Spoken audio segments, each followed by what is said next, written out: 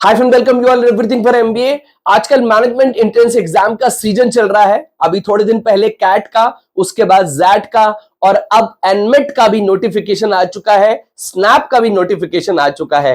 तो आज की वीडियो में हम एनमेट एंट्रेंस एग्जाम के बारे में डिटेल में बात करेंगे। NMAT stands for Narsee Monjee aptitude test. इसके थ्रू आपको नरसी मोंजी के मुंबई कैंपस, उसके अलावा जो उसके 7 से 8 और भी कैंपस है, उन सभी कैंपसेस में एडमिशन मिल सकता है। आप तापमी हो गया, केजी समैया हो गया, ग्रेट लीग्स गुड़गांव हो गया, इन कैंपस में भी एनमेट के स्कोर के बेसिस पे एडमिशन के लिए ट्राई कर सकते हैं। तो आज की वीडियो में हम एनमेट 2025 के बारे में डिटेल में बात करेंगे।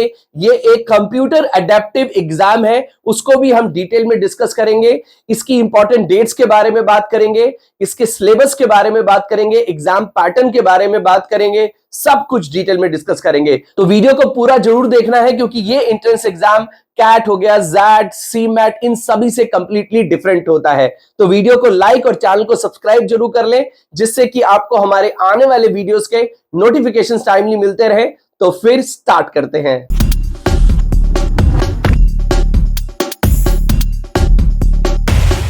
To get free counseling support, feel free to register on the link given in description box। तो सबसे पहले हम एनमेट एंट्रेंस एग्जाम के बारे में थोड़ा सा ब्रीफ में जान लेते हैं। जीमेक इसको कंडक्ट करता है और नेशनल लेवल का ये एंट्रेंस एग्जाम है, वंस इन ए ईयर होता है। आप 3 अटेम्प्ट दे सकते हैं और इन 3 अटेम्प्ट को देने के लिए आपको 70 डेज की विंडो मिलती थी, बट इस साल ये विंडो अब 45 डेज की कर दी गई है।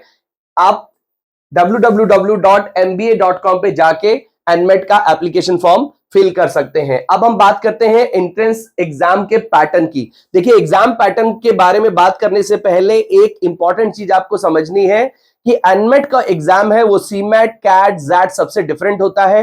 क्यों? उसका रीजन ये है कि ये कंप्यूटर अडेप्टिव टेस्ट है। अडेप्टिव टेस्ट का मतलब ये है कि आपके सामने एक बार में सिर्फ एक ही सवाल आता है। जब आप उसका आंसर दे देते हैं तब आपके सामने नेक्स्ट क्वेश्चन आता है। अगर आप उसका सही आंसर दे देंगे तो अगला आने वाला क्वेश्चन थोड़ा सा डिफिकल्ट होता है, और अगर आप उसका इजी आंसर देंगे, अगर आप उसका गलत आंसर देंगे तो नेक्स्ट आने वाला जो सवाल होगा वो उससे इजी होगा। तो इस तरह से जो आपकी एबिलिटी होती है, आपकी जो लर्निंग है, आप किस लेवल के क्वेश्चन कर पा रहे हैं, उसके हिसाब से अपने क्वेश्चंस को एडजस्ट करता रहता है। कई बार डिफिकल्ट करता चला जाता है और कई बार इजी करता हुआ चला आता है। बट उसके साथ साथ एक चीज और याद रखनी है कि कई सारे स्टूडेंट्स कुछ क्वेश्चंस को आंसर ही नहीं करते हैं, स्किप कर देते हैं। जब आप स्किप करते हैं तो उसका, वैसे तो इस एग्जाम में बोला गया है कि कोई निगेटिव मार्किंग नहीं है, बट उसका फर्क पड़ता है। आपका जो स्कोर होगा उस पे उसका इंपैक्ट देखने को मिलेगा अगर आप क्वेश्चन को स्किप कर देते हैं, ना सही जवाब देते हैं, ना गलत जवाब देते हैं। तो आप जो भी क्वेश्चन को अटेम्प्ट करें, उसका क्वेश्चन का आंसर आपको जरूर देना है। दूसरी इंपॉर्टेंट चीज आपको समझ लेनी है कि इसमें 3 सेक्शन होते हैं, लैंग्वेज स्किल, क्वांटिटेटिव स्किल और उसके साथ साथ रीजनिंग सेक्शन, लॉजिकल रीजनिंग का सेक्शन होता है। तो इन 3 सेक्शंस में आपको 36 क्वेश्चंस मिलते हैं। अब इंपॉर्टेंट आपको यह समझना है कि लैंग्वेज स्किल्स में 36 क्वेश्चंस के लिए आपको टोटल 28 मिनट का ड्यूरेशन मिलता है। मतलब इसमें सेक्शन लिमिट दी गई है। इसके लिए आपको 28 मिनट मिलेंगे, क्वांटिटेटिव स्किल्स के लिए आपको 52 मिनट्स मिलेंगे और लॉजिकल रीजनिंग के लिए आपको 40 मिनट मिलेंगे। तो सबसे कम टाइम आपको लैंग्वेज स्किल्स के लिए मिलता है। अब आपको यह ध्यान देना है कि देखिए, लैंग्वेज स्किल्स सेक्शन में आपको 36 क्वेश्चन करने के लिए 28 मिनट मिले हैं। तो आपको ये कैलकुलेट करना होगा कि अगर इस सेक्शन को मुझे अटेम्प्ट करना है तो एक क्वेश्चन लगभग कितने सेकंड में आपको आंसर करना है, क्योंकि मिनट के हिसाब से जाएंगे तो 36 क्वेश्चन के लिए आपको 36 मिनट मिलने चाहिए थे, बट ऐसा नहीं है। यानी कि ये इस क्वेश्चन को आपको less than 1 minute, around 45 seconds में आपका एक क्वेश्चन को आपको टिक करके अगले क्वेश्चन पे पहुंच जाना है। अगर आप 45 सेकंड से ज्यादा टाइम लगाएंगे तो इस सेक्शन को आप पूरा अटेम्प्ट ही नहीं कर पाएंगे, क्योंकि टोटल आपको 28 मिनट्स मिलने वाले हैं। अगर हम क्वांटिटेटिव स्किल्स की बात करें तो इस सेक्शन में देखिए 36 क्वेश्चंस के लिए आपको 52 मिनट मिले हैं, यानी कि more than 1 minute, I think around 1.25 seconds आपको मिलेंगे। अगर आप इसको कैलकुलेट करके निकालेंगे तो लगभग 1.25 सेकेंड्स में, यानी कि 1 मिनट 25 से 30 सेकंड के अंदर लगभग 1.5 मिनट आप एवरेज लेके चल सकते हैं। आई थिंक 1.5 मिनट से भी कम ही रहेगा।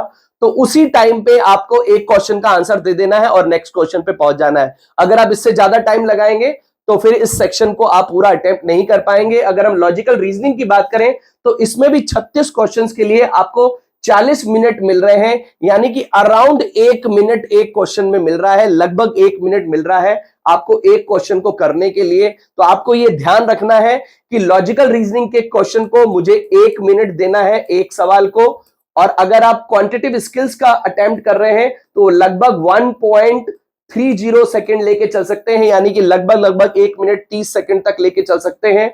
और अगर आप लैंग्वेज स्किल्स को अटेम्प्ट कर रहे हैं तो 45 से 46 सेकंड के बीच में ही आपको एक क्वेश्चन का आंसर देके आगे निकल लेना है।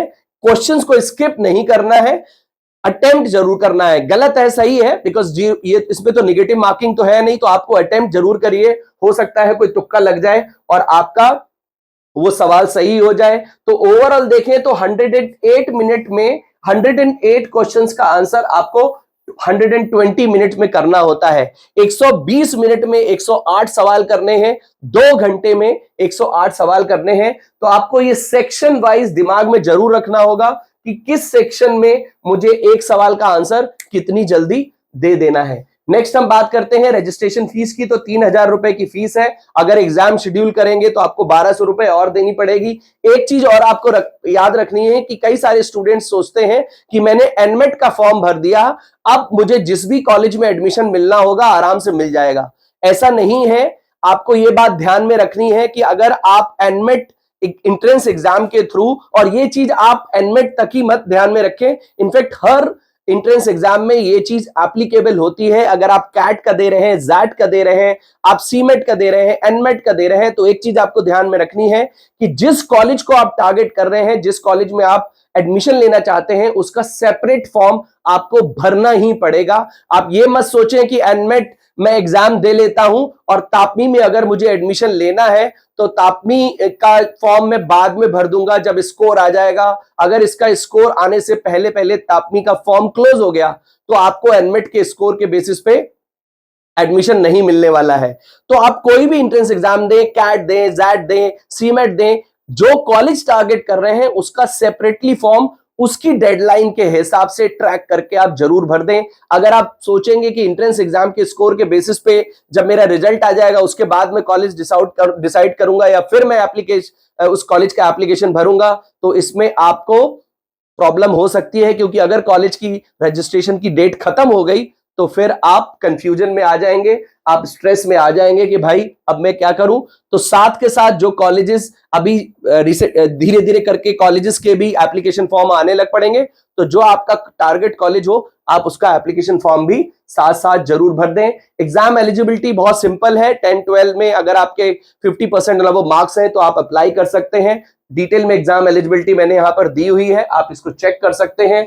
10, 12 एंड ग्रेजुएशन, 10, 12 एंड ग्रेजुएशन तीनों को लेके चलना है। 50% मार्क्स है तो आप अपना एप्लीकेशन फिल कर सकते हैं। एग्जाम स्ट्रक्चर की बात करें तो टोटल क्वेश्चन 108 है, सेक्शन 3 है। इंग्लिश लैंग्वेज में एग्जाम होगा, 2 घंटे आपको मिलेंगे। कंप्यूटर बेस्ड टेस्ट है, एमसीक्यू टाइप क्वेश्चंस होते हैं, नेगेटिव मार्किंग होती नहीं है और अनअटेम्प्टेड का भी कोई नंबर नहीं कटता है। बट आप क्वेश्चन को स्किप मत करें, आप अटेम्प्ट जरूर करें, ठीक है।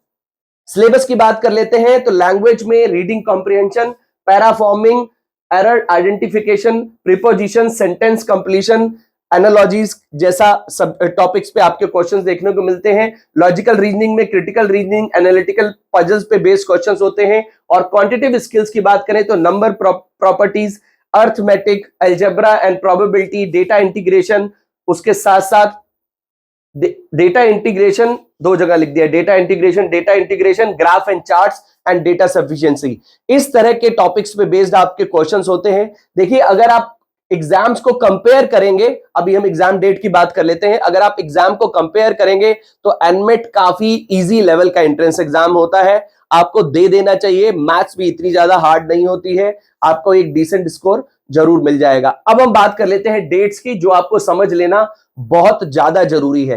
पहली बात, 1 अगस्त से एप्लीकेशन स्टार्ट हो चुका है और 10 अक्टूबर तक आपको अपना फॉर्म भर देना है। दूसरी बात कि फॉर्म भरने के बाद आपको अपना एग्जाम शेड्यूल करना पड़ता है। देखिए, एनमेट की बात यह है कि आप अपनी डेट के हिसाब से एग्जाम दे सकते हैं। जो भी इन्होंने एग्जाम की विंडो रखी है, एनमेट एंट्रेंस एग्जाम ने जो विंडो रखी, उस विंडो के बीच में आप कोई भी डेट सिलेक्ट करके अपना एंट्रेंस एग्जाम दे सकते हैं। कैट मैट की तरह नहीं है कि एक डेट डिसाइड हो गई उसी में आपको एग्जाम देना है, ऐसा नहीं है। दूसरा ये भी है, अभी तक तो था, आगे आने वाले टाइम में ये भी क्लियर हो जाएगा कि आप अपना सेक्शन भी खुद से डिसाइड कर सकते हैं कि आपको कौन से सेक्शन का सबसे पहले आपको अटेम्प्ट करना है। मतलब आप लॉजिकल स्किल्स को, लैंग्वेज स्किल्स को सबसे पहले अटेम्प्ट करना चाहते हैं, क्वांटिटेटिव स्किल्स को, या फिर लॉजिकल रीजनिंग, किसको आप पहले अटेम्प्ट करना चाहते हैं, ये भी आप खुद से डिसाइड कर सकते हैं। कुछ स्टूडेंट्स का स्ट्रॉन्ग लॉजिकल रीजनिंग होता है तो वो लॉजिकल रीजनिंग को सबसे पहले अटेम्प्ट करते हैं।